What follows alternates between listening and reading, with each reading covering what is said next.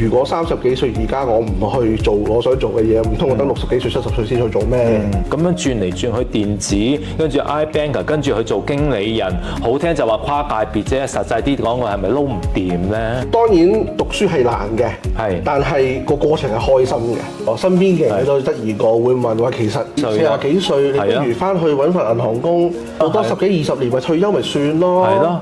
大公司俾到我嘅係資源，係細公司俾到我嘅係一個自由度。其實我嘅初衷都係想爭取公義。歡迎大家，今日我嘅嘉賓就係 Louis 你好。咁啊 Louis 係一個奇人嚟嘅喎，由 iBanker 奇人奇到去做律師咁樣，咁成個過程可唔可以 Louis 佢簡單但係詳盡啲去對佢介紹一下個過程係點嘅咧？好啊，咁我就其實91年就已經離開咗香港，就去咗加拿大讀書。咁當時97嘅移民潮啦，咁我就同屋企人一齊去咗加拿大，咁就喺加拿大讀咗小學、中學同埋大學。我讀書嘅時候都係讀呢個電子工程嘅，咁我絕對冇諗過入 iBank。咁啊機緣巧合之下就入咗去英國一間大嘅銀行做交易員。加拿大嗰度係讀完 iBank 嘅大學課程係咪啊？唔係啊，我係讀咗電子工程嘅。有冇喺加拿大做嘢？嗰時舉家移民咗過去嘅咯喎。嗰陣時讀書嘅時候嘅實習有嘅，但係出嚟第一份工就已經嚟咗英國做嘢啦。哦，嚟咗英國做嘢，但係唔係做電子工程嗰啲。工程學嗰度點樣去轉變咧？你身為一個電子工程師，係咪？咁跟住嚟 iBanker 呢個說服到人嘅咩？嗰陣時其實我做實習嘅時候係嚟過英國做咗一次實習嘅，就係去做啲程序交易啊。咁我嗰陣時就可以 link 到我電腦嘅 skill，去到幫佢去寫一啲程序交易嘅程序。咁就我畢業嘅時候，我老細嗰陣時打翻俾我就話：你有冇興趣過嚟英國？我俾份工你。當時喺英國做交易員就做咗5、6年。咁就有一次機會底下就翻咗香港。就繼續做 banking 嘅行業啦，咁啊中間就30幾歲雄心壯志就做咗好多唔同嘅嘢，試過喺科學園搞 startup 啦，試過幫一啲娛樂公司做經理人啦，都有試過同朋友一齊 partner 去做保險啊行業啊。嗰時係咩年代嚟㗎？喺香港2010年左右啦。咁當時你屋企人或者身邊嘅人點樣去睇你咁樣轉嚟轉去電子，跟住 iBanker， 跟住去做經理人，好聽就話跨界別啫，實際啲講我係咪撈唔掂咧？係呢個咪直接就係我屋企人嘅諗法，係咪啊？就話你係咪做銀行撈唔掂？係咪你出嚟搞startup和咗？你先至要去做娛樂公司做經理人？好運嘅就係做交易員嗰幾年揾到少少錢，咁就冇食飯嘅憂慮嘅，冇生活嘅憂慮嘅，咁我可以追尋自己嘅夢想，做一啲自己想做嘅嘢。咁呢個都係我對佢哋回應，就係如果30幾歲而家我唔去做我想做嘅嘢，唔通我等60幾歲、70歲先去做咩？即係對於我嚟講，做銀行當年嘅係一份工，而係一份職業，而唔係我所追尋嘅一樣嘢。當人哋問我你點解會走去做經理人，去做保姆，跟住做 artist？我只係同人講，我呢個係生活體驗嚟嘅啫。咁跟住咧，直至幾時你先至揾得到咧？唔好彩嘅當然就係去到2020年就發生咗一件大事啦，就係 Covid。呢件都世界嘅大事嚟嘅，令到全個世界停止咗。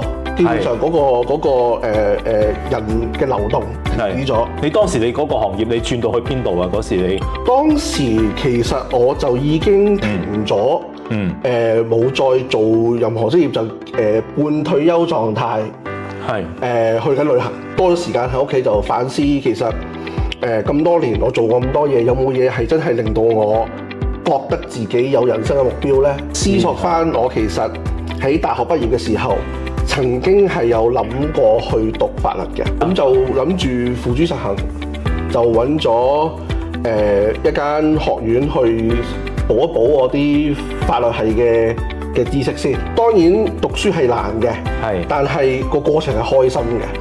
我一路讀嘅時候係一路好興奮，雖然唔容易。咁啊，分享下做律師或者讀律師嗰個律師個行業，俾你訓練嗰個思維，同你讀電子工程有咩唔同，或者同你做 iBanker 有咩唔同？銀行或者喺工程學上去諗嘅一件事，可能係將一件好大嘅 project 去斬件，去慢慢去分析每一個 element 嘅用途啊，點樣去解決每一個細嘅問題。但係喺律師嘅層面，反而係有少少調轉，就會係由一啲好細微嘅位開始去睇，每一件都係要好 precise。即係律師反而係對每一個細節要係好精準。其實工程係會有 build in 好多 tolerance， 即係會可以話我哋withstand 到幾多 tolerance 就 OK， 就唔係直接係好非常之精準嘅。喺法律上邊，你每一個字每一個字眼都係一個好精準嘅一個科學。如果你可以當係律師，你法律係一個科學嘅話，係更加精準。每一個字係可以影響到嗰一條條例嘅有冇效。咁好啦，讀完啦，咁樣跟住下一步咧去做嘢。咁讀完之後，發覺自己第一係真係幾開心啊，讀得。第二就好似有幾有天分喎。咁研究一下點樣可以繼續行呢條路落去，或者可以有一日做到律師。咁就發覺下一部分嘅課程就要嚟英國讀。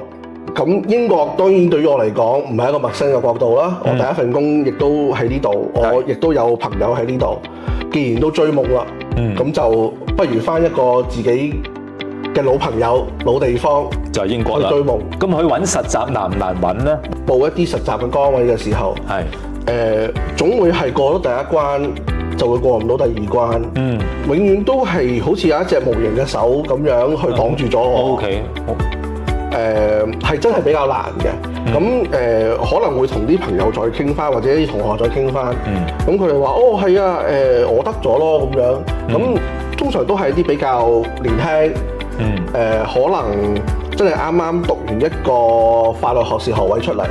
咁嗰時有冇懷疑過自己咧？或者不如做翻 iBanker 啦，係咪？即係有律師嘅背景做 iBanker，其實都係好搶手噶嘛，係咪？呢個搭配自己有質疑過，身邊嘅人都有質疑過，會問話其實40幾歲，你不如翻去揾份銀行工，做多10幾20年咪退休咪算咯。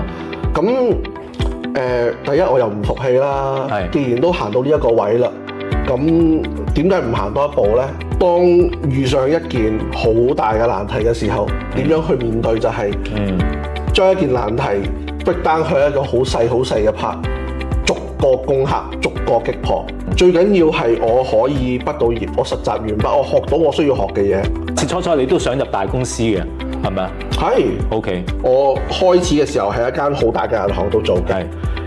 去到後來，我去到一間中小型嘅公司，所以咁當然我亦都喺香港有生入自己嘅自己嘅初創。當時嘅我會覺得我可能大公司俾到我嘅係資源、學習嘅資源，但係細公司俾到我嘅係一個自由度。可能話到一間大嘅律師行，佢編咗我去某一個部門，只係做某一類型嘅 case。